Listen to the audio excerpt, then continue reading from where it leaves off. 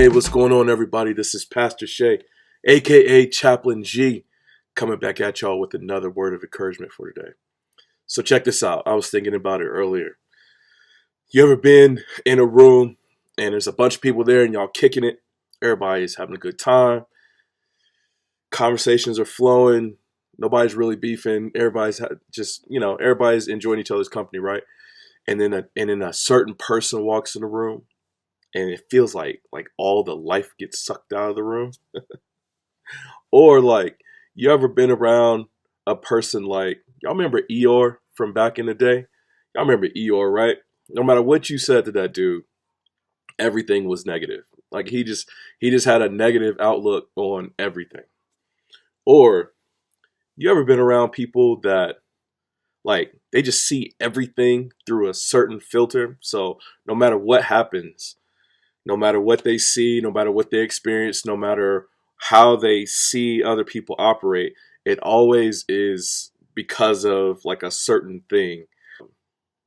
Our general at our base likes to say, you don't want to be the person in the room that people look forward to you leaving so that you can have a good time again. That's what I wanted to talk about today. There's this passage in the book of Titus, right? Check out what Titus says. It's Titus 1, verse 15. It says, "To the pure, all things are pure. But to the defiled and unbelieving, nothing is pure. But both their minds and their consciences are defiled." There's a way that you could walk through life, and everything is negative to you.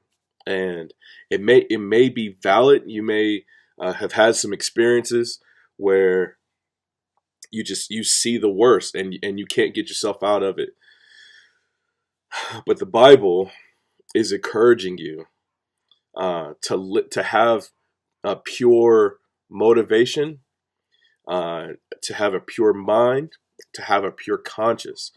That way you can see life for what it actually is. That way when people are saying nice things to you or doing nice things for you, or even if they're not doing anything nice to you or doing anything nice for you, maybe they're just operating in a way that you don't necessarily like. If your brain is defiled, if your conscience is actually tainted with the stuff that you're accusing other people of,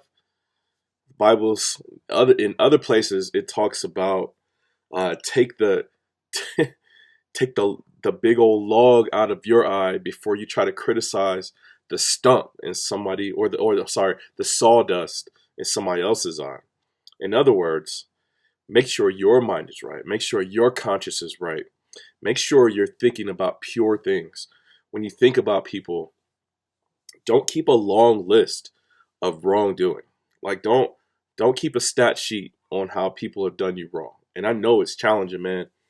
I'm preaching to the choir on that one, because I got some folks in my life where when I think about them, I think about all the wrong that they've done to me, and it stops me from praying for them. It stops me from calling them to check on them to see how they're doing. It stops me from even having a good time when they're around. Like when they walk into the room, I want to leave the room. So having those thoughts, they're not beneficial. They're not good for you. They're not building you up. They're not adding life to your experience. The only thing they're doing is sucking life from you. And so have a pure mind. Have a undefiled conscience.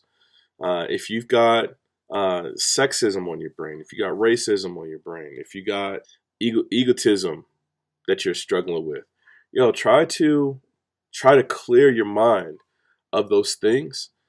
That way, when others are interacting with you, or when you see other people reacting, not everything is sexism. Not everything is racism. Not everything, like, those people might not be egotistical. It might be you that's egotistical, and you're projecting your egotism on the other person. The human mind is crazy, man.